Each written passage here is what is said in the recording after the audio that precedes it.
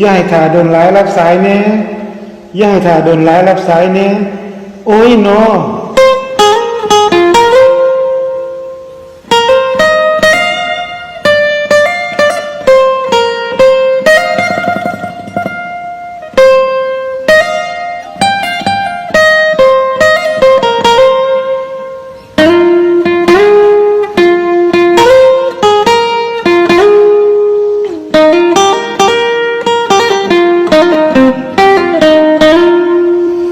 รับสายอ้ายแม่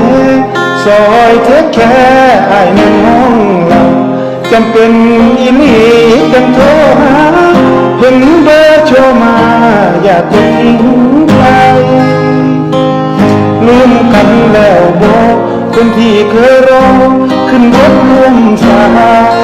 ขอเบอร์น้องยังเขียนให้ใส่